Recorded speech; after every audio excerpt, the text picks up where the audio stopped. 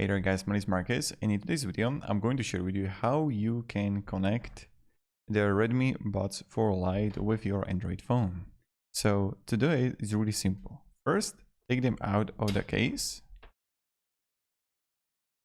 like this, and automatically I see that it is possible to connect them. So I'm gonna press connect, and now I'm just gonna wait until it's going to connect with the phone. But what might happen is that you won't be able to connect them straight up.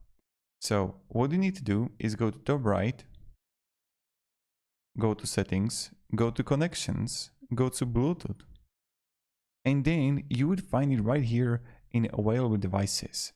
So this is how we're going to connect them. And now even when I'm going to go here,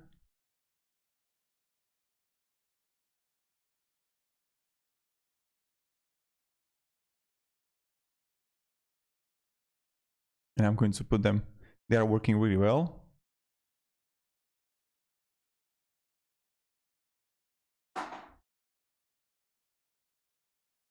Yeah, they work. That's good.